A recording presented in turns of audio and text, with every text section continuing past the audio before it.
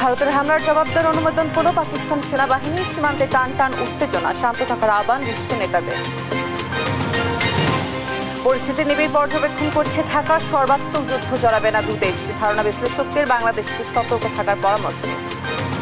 যেহেতু এখনো থামেনি এবং কাউন্টার সার্জিক্যাল স্ট্রাইক হওয়ারও একটা সম্ভাবনা আছে কয়েকদিনের মধ্যেই, তাতে আমাদের একটা সাবধানতা থাকতেই হবে। বিমানবন্দর দুর্নীতি মামলায় আজ শেখ হাসিনাকে দুদকের তলব। সার আত্মসাতের অভিযোগে সাবেক এমপি পতন সহ 5 জনের নামে মামলা। রাতের আধারে মেঘালয়ের দুর্গম সীমান্ত দিয়ে সুনামগঞ্জে ঢুকছে পশু। ক্ষতির মুখে দেশের খামারিরা, টহল জোরদারের তাগিদ। রবীন্দ্রনাথ ঠাকুরের 164তম জন্মবার্ষিকী আজ। কুষ্টিয়ার শিলাইদহের পুঁথিবাড়িতে চলছে উৎসব, নিরাপত্তা জোরদার। ভাঙনের মুখে শরীয়তপুরের জাজিরার পদ্মা সেতু রক্ষা বাঁধ। আতঙ্কে স্থানীয়রা, দ্রুত স্থায়ী টেকসই বেড়িবাঁধ নির্মাণের দাবি। এবং ভারত পাকিস্তান উত্তেজনা, নিরাপত্তা শঙ্কায় অরুণাচলে থাকা বাংলাদেশ অনূর্ধ্ব-19 ফুটবল দল সার্বক্ষণিক যোগাযোগ রাখছে বাফুফে।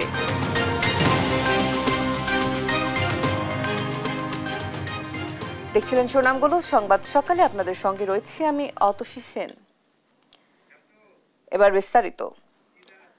ধূসর নগরের ভাঁজে ভাঁজে ডানা মেলেছে আগুন ঝরা পুষ্পবৃক্ষ। ফুটেছে মনোহর জারুল, স্বর্ণাভ সোনালু, কৃষ্ণচূড়া সহ পরিচিত অপরিচিত সব ফুল।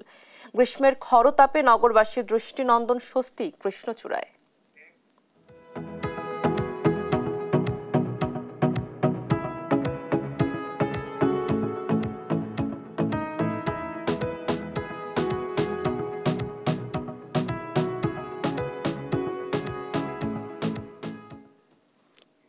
জঙ্গি দমনে হামলার দাবি সর্বাত্মক যুদ্ধ থেকে ভারতের সরে আসার কৌশল হিসেবে দেখছেন আন্তর্জাতিক সম্পর্ক বিশ্লেষকরা।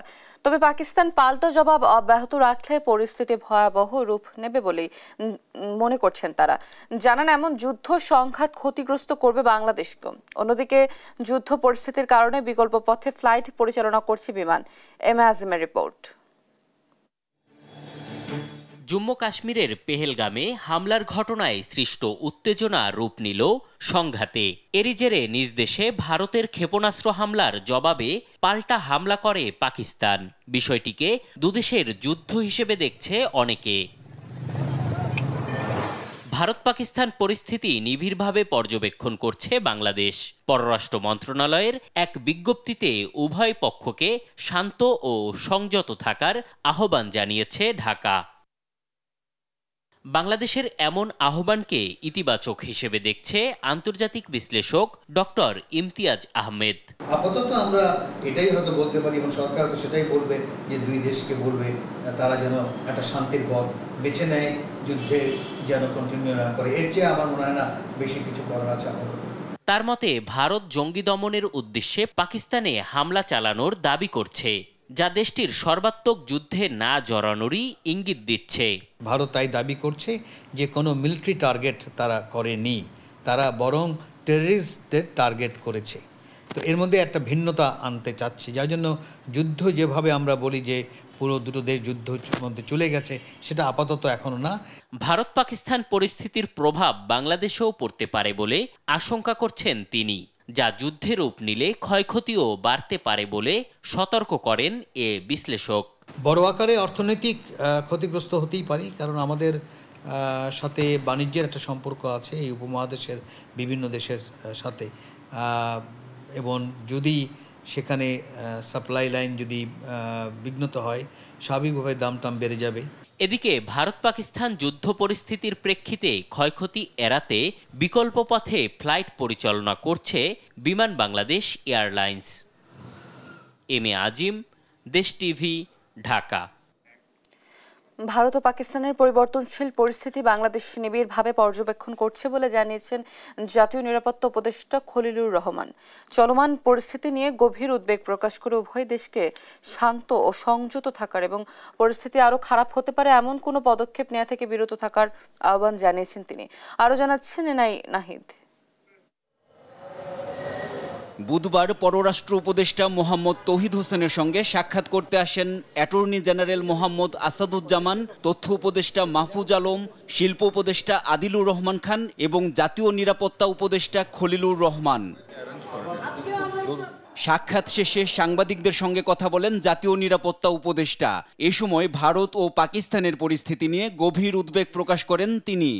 বাংলাদেশ পরিস্থিতি নিয়ে গভীর উদ্বেগ প্রকাশ করে এবং উভয় দেশকে শান্ত থাকার, সংযত থাকার এবং পরিস্থিতি আরও খারাপ করতে পারে এমন কোনো পদক্ষেপ নেওয়া থেকে বিরত রাখার আহ্বান জানাচ্ছে।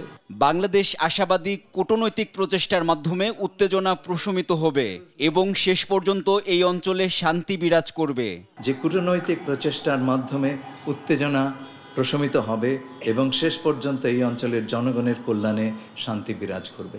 ভারত থেকে বাংলাদেশের খাগড়াছড়ি ও কুড়িগ্রামে কয়েকজনকে পাঠানো প্রসঙ্গে প্রশ্নের জবাবে জাতীয় নিরাপত্তা উপদেষ্টা জানান, ভারত দিয়ে রোহিঙ্গাদের পুশিন পরিস্থিতি পর্যবেক্ষণ করছে বাংলাদেশ। আমাদের সিদ্ধান্ত হচ্ছে আমরা কেবল আমাদের দেশের নাগরিক যদি কেউ থাকেন এবং তা প্রমাণিত হয় তাহলে তাদেরকে আমরা গ্রহণ করব এবং এটা ফর্মাল চ্যানেলে করতে হবে। এভাবে পুশ ইন করাটা সঠিক নয়। আমরা ইতিমধ্যে ভারত সরকারের সঙ্গে যোগাযোগের চেষ্টা করছি এই বিষয়ে। এনআই নাহিদ, দেশ টিভি, ঢাকা। ভারতের সীমান্তরক্ষী বাহিনী বিএসএফ আবারও বাংলাদেশ সীমান্তে পুশফিন করেছে বহু ভারতীয় নাগরিককে। খাগড়াছড়ির 3টি সীমান্ত পয়েন্টে বুধবার ভোরে ও রাতে অন্তত 66 জন ভারতীয় নাগরিককে জোরপূর্বক বাংলাদেশে পাঠানো হয়। অপু দত্তের তথ্য ছবিতে জানাচ্ছেন আব্দুল্লাহ আল মারুফ। খাগড়াছড়ির মাটিরাঙ্গা ও পানছড়ির সীমান্ত এলাকাগুলোতে বুধবার ভোরে দেখা যায় এক অস্বাভাবিক দৃশ্য।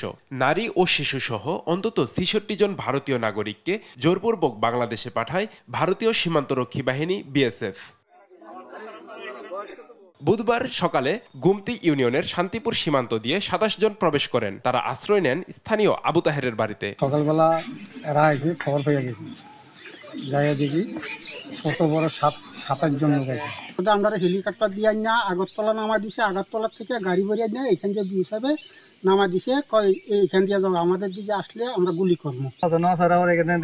সিলেসিলি করতেছে, আমরা আমার বাড়িতে ফাঁসের বাড়ি, আমি দৌড়ে আসি, দেখি দিয়ে মহিলা এগুলো মারি পড়ে গেছে। এর আগে রাতের আধারে তাইনদং সীমান্ত দিয়ে আসে 15 জন, আর লোগাং সীমান্ত পেরিয়ে ঢোকে আরো 24 জন। বর্তমানে সবাই বিজিবির হেফাজতে রয়েছে। সবশেষ আমাদের তথ্য যা আছে সেটাই ওই যে পানছড়ি সীমান্ত আর মাটিরাঙ্গা সীমান্ত। এখন মানে ওই বিজিবির চাহিদার প্রেক্ষিতে মানবিক দৃষ্টিকোণেটা আমাদের তাদের খাওয়া থাকার ব্যবস্থাটা যতক্ষণ পর্যন্ত সমাধান না হয়। বাংলাদেশে জোরপূর্বক পাঠানো এসব মানুষজনের অধিকাংশই দরিদ্র এবং ক্ষুদ্র নৃগোষ্ঠী সম্প্রদায়ের সদস্য। তারা বলছেন ভারতে তারা নিপীড়নের শিকার হচ্ছেন। তবে কূটনৈতিকভাবে বিষয়টি কতদূর গড়ায় সেটাই এখন দেখার বিষয়। নিউজ ডেস্ক, দেশ টিভি। ভারত পাকিস্তান যুদ্ধ পরিস্থিতির সুযোগ নিয়ে পলাতক আওয়ামী লীগ নেতাকর্মীরা নৈরাজ্য সৃষ্টি করতে পারে আশঙ্কা করে সীমান্তে নজরদারি বাড়ানোর আহ্বান জানিয়েছে জাতীয় নাগরিক পার্টি এনসিপি। বুধবার এক বিবৃতিতে এনসিপি এই পরিস্থিতিতে দেশের সার্বভৌমত্ব সুরক্ষা করতে ফ্যাসিবাদ বিরোধী সব রাজনৈতিক দলকে ঐক্যবদ্ধ হওয়ার আহ্বানও জানিয়েছে। এনসিপির বিবৃতিতে বলা হয়েছে, ভারত কর্তৃক পাকিস্তানে ক্ষেপণাস্ত্র হামলা দুই দেশের মধ্যকার চলমান উত্তেজনাকর পরিস্থিতিকে আরও ঘনীভূত করেছে এবং এক ধরনের যুদ্ধাবস্থা সৃষ্টি করেছে।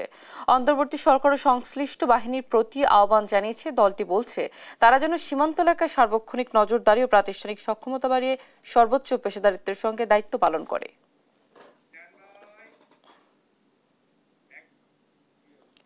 এদিকে পুলিশের মহাপরিদর্শক বাহারুল আলম বলেছেন, ভারত পাকিস্তান সংঘাতকে কেন্দ্র করে বাংলাদেশের নিরাপত্তা যেন বিঘ্নিত না হয় সেজন্য সীমান্তবর্তী জেলার পুলিশ সুপারদের সতর্কবার্তা দেওয়া হয়েছে।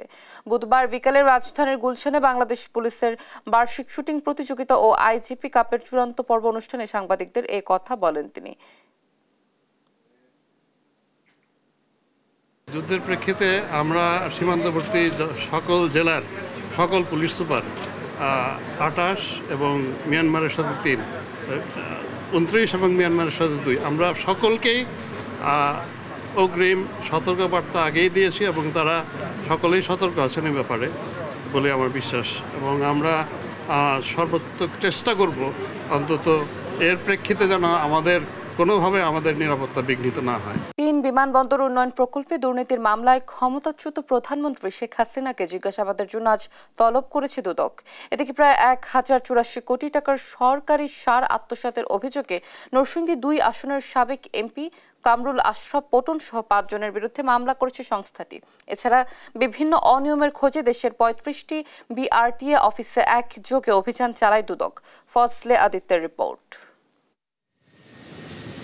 ক্ষমতাচ্যুত সাবেক প্রধানমন্ত্রী শেখ হাসিনার বিরুদ্ধে গেল জানুয়ারিতে 3টি আন্তর্জাতিক বিমানবন্দরের 4টি উন্নয়ন প্রকল্পে প্রায় 900 কোটি টাকা আত্মসাতের অভিযোগে মামলা করে দুদক। ক্ষমতায় থাকাকালে 15 বছরে বিমানবন্দরে উন্নয়নের নামে হাজার হাজার কোটি টাকা লুটপাটের অভিযোগে শেখ হাসিনাকে 8 মে জিজ্ঞাসাবাদের জন্য তলব করেছে দুদক। উপস্থিত না হলে সুযোগ হারাবেন আত্মপক্ষ সমর্থনের। দেশের বিভিন্ন বিমানবন্দরের উন্নয়ন কাজের নামে হাজার হাজার কোটি টাকা লুটপাট এবং আত্মসাতের অভিযোগে সাবেক প্রধানমন্ত্রী জনাব শেখ হাসিনা ব্যক্তিগত শুনানির জন্য আগামীকাল তলব করা হয়েছে। এদিন প্রায় 1084 কোটি টাকা সরকারি সার আত্মসাতের অভিযোগে নরসিংদী 2 আসনের সাবেক এমপি কামরুল আশরাফ পটন সহ 5 জনের বিরুদ্ধে মামলা করেছে সংস্থাটি। বাংলাদেশ সরকারকে বাফার গুদামে সরবরাহ না করে অন্যত্র বিক্রি করে অসৎ উদ্দেশ্যে একে অপরের যোগসাজশে পুরো টাকাটা পটন ট্রেডার্স আত্মসাৎ করেছে। এই অভিযোগে আজকে দুদক একটি মামলা দায়ের করেছে। এদিকে বিভিন্ন অনিয়মের অভিযোগে সারা দেশে 35টি বিআরটিএ অফিসে একযোগে অভিযান চালায় দুর্নীতি দমন কমিশন। ফজলে আদিত্য, দেশ টিভি, ঢাকা। ঈদুল আজহাকে কেন্দ্র করে সুনামগঞ্জের ছাতক ও দোয়ারাবাজার সীমান্ত এলাকায় বেড়েছে পশু চোরাচালান। বিজিবির চোখ ফাঁকি দিয়ে রাতের আধারে মেঘালয়ের দুর্গম সীমান্ত পেরিয়ে ভারত থেকে গরু, মহিষ, ছাগল ও দুম্বা আনা হচ্ছে। এতে ব্যাপক ক্ষতির মুখে পড়েছেন দেশীয় গরুর খামারিরা। সীমান্তের কাছে পশুর হাটের জন্য চোর কারবারকারীরা সুযোগ পাচ্ছে বলে জানায় বিজেপি। ভারতীয় গরুর চোর চালান ঠেকাতে টহল জোরদার করা হয়েছে। সহকর্মী শাহবাজউদ্দিন মান্নার তথ্য ছবিতে জানাচ্ছেন সালমা জাহান। নৌপথে এভাবে অবৈধ গরু বিক্রির জন্য নিয়ে যাচ্ছে নেত্রকোনা ও সুনামগঞ্জের মোহনগঞ্জ, বারহাট্টা ও ধর্মপাশা পশুর হাটে। দুয়ারবাজার ও ছাতক উপজেলার বাগানবাড়ি, ভাঙ্গাপাড়া, মাঠগাঁও, শ্রীপুর, বাসতলা, চৌধুরীপাড়া সহ 30টি স্পটে রাতের আধারে সীমান্তের গোপন রুট দিয়ে গবাদি পশু নিয়ে আসে চোরাকারবারীরা। প্রতিযোগিতামূলক বাজারে শুল্ক কর ফাঁকি দিয়ে নিয়ে আসে ভারতীয় গরু। পরে স্থানীয় পশুর হাটে কম দামে বিক্রি করে অসাধু গরুর ব্যবসায়ীরা। এতে চরম লোকসানে পড়েছে দেশীয় খামারি ও উদ্যোক্তারা। আমরা গরু কষ্টে ফালি, ইন্ডিয়া গরু নামে দিকে আমরা গরু দাম পাই না। ভারতীয় গরু দামে গরু, যে গরু 50,000 এটা বেশি 40,000 বেচতে পারি না। গরু ফালে মন করে 15,000 টাকা খরচ হয়, কিংবা 10-12,000 খরচ হয়। ঈদের গরু তো নামে গেলে তো আমরা এইগুলো গরু বেচতে পারি না। সুনামগঞ্জ বিজিবির 28 ব্যাটালিয়নের নৌঘাটের পাশে মাঠে সারিবদ্ধ গরুপাল দেখলে মনে হবে ছোটখাটো পশুর হাট। গরুর শারীরিক গঠন ও বৈশিষ্ট্য পর্যবেক্ষণ করে প্রাণী সম্পদ কর্মকর্তা জানায়, মেঘালয়ের গরুর মতো পা ও শিং ছোট, কপালে দাগ, মসৃণ পশম সহ 10টি বৈশিষ্ট্য রয়েছে আটককৃত গরুর মধ্যে। সাধারণ মানুষ দেখে বোঝার উপায় নেই এগুলো ভারতীয় গরু। বিজিবির আটককৃত গরু জিম্মায় নিতে আসা দুয়ারবাজার উপজেলার মিতালি উচ্চ বিদ্যালয়ের শিক্ষকের দাবি, এগুলো ভারতীয় গরু নয়, স্থানীয় গরু। পানি সম্পদ অধিদপ্তর যদি বলতে পারে এগুলো ভারতীয় পানি সম্পদ অধিদপ্তর কি এই গরুর কি খাবার কি, এই গরুগুলো আজকে 3 দিনে কি বাংলাদেশে খাবার খায় না, এগুলো কি কথা? পানি সম্পদ আমি বাংলাদেশের মানুষ, আমার একটা পাসপোর্ট আছে। গরু আমি Mitali public high school Dowarabazar. আপনি বলছেন গরুগুলো বৈধ? আমি বৈধ বলবো না, আমি বলবো না। আমার এলাকা বাজার থেকে গরুগুলা হাসিল করে নিয়ে আসছে। এদিকে ঈদকে সামনে রেখে সীমান্তে চোরাচালান প্রতিরোধে টহল জোরদার করেছে বিজিবি। সামনে ঈদ, তো সেটার পরিপ্রেক্ষিতে স্বভাবতভাবেই আমাদের কুরবানি ঈদ উপলক্ষ করে কিন্তু গরু আসার প্রবণতা হার অনেক বেড়ে যাওয়ার পসিবিলিটি বেশি। সেক্ষেত্রে আমাদের কিন্তু এই দোয়ারাবাজার সীমান্তে আমাদের যে ডিউপিগুলি আছে সেখানে আমরা কিন্তু অলরেডি লোক জনবল বৃদ্ধি করেছি এবং সেখানে আমাদের টহল তৎপরতা অনেক বৃদ্ধি করা হয়েছে। সুনামগঞ্জের মধ্যনগর, তাহিরপুর, বিশম্ভপুর ও দুয়ারবাজার উপজেলার সীমান্তের স্বল্প দূরত্বে সরকারের ইজারাধীন 4টি পশুর হাটের অবস্থান। নিউজ ডেস্ক, দেশ টিভি। আগাম বৃষ্টিতে ভাঙনের ঝুঁকিতে শরীয়তপুরের জাজিরা অংশের পদ্মা সেতু প্রকল্পের 2 কিলোমিটার রক্ষাবাঁধ। এরই মধ্যে বাঁধটির পাশে কিছু জায়গায় ভাঙন দেখা দিয়েছে। স্থানীয়দের মধ্যে দেখা দিয়েছে আতঙ্ক। ভাঙন ঠেকাতে দ্রুত স্থায়ী আর টেকসই বেড়িবাঁধ নির্মাণের দাবি তাদের। সাইফুল ইসলাম আকাশের তথ্য ছবিতে জানাচ্ছেন আব্দুল্লাহ মারুফ। শান্ত পদ্মা কিছুদিনের মধ্যেই ফিরবে তার চিরচেনা আগ্রাসী রূপে। তাই তো চিন্তা আর উৎকণ্ঠায় রয়েছে শরীয়তপুরের পদ্মাপাড়ের জাজিরার মানুষ।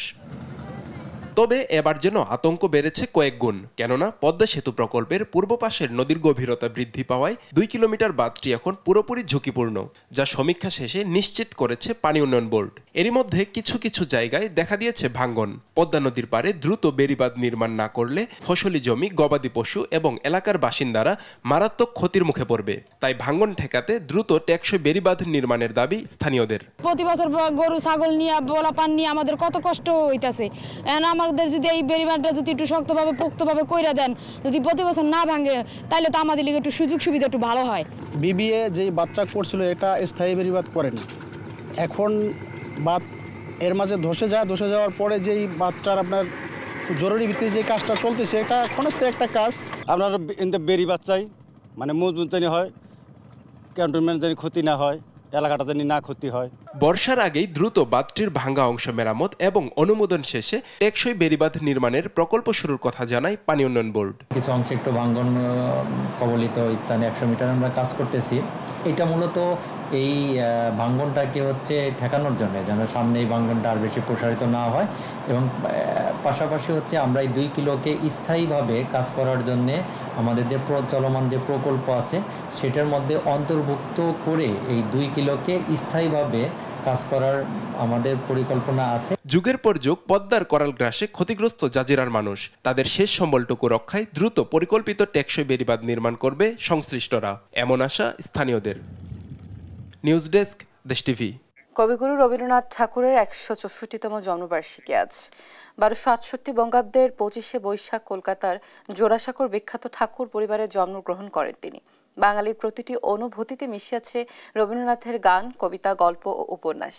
এই মহামানবের জন্মবার্ষিকী উপলক্ষে তার স্মৃতি বিজড়িত কুষ্টিয়ার শিলাইদহের কুঠিবাড়িতে জাতীয়ভাবে আয়োজন করা হয়েছে 3 দিনব্যাপী আলোচনা সভা, সাংস্কৃতিক অনুষ্ঠান ও গ্রামীণ মেলার। এই দিনটিকে শ্রদ্ধা ভরে স্মরণ করছে রবীন্দ্রপ্রেমীরা।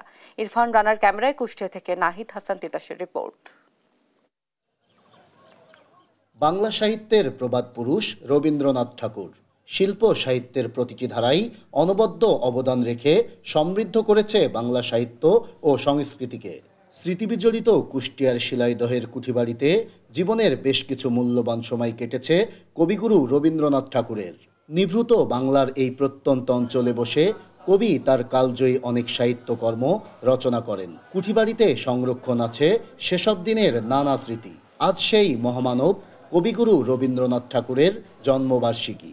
এই দিনটিকে শ্রদ্ধা ভরে স্মরণ করছে রবীন্দ্রপ্রেমীরা। কম ব্যক্তি আছেন বাঙালি যিনি বিশ্বের দরবারে বাংলা ভাষাকে, বাংলা সাহিত্যকে তুলে নিয়ে যেতে পেরেছেন। রবীন্দ্রনাথ ঠাকুরের একদম সরাসরি তার ব্যবহৃত কিছু আসবাবপত্র এবং তার কাব্যিক প্রতিভার অনেক চাক্ষুষ নিদর্শন আমি এখানে দেখেছি।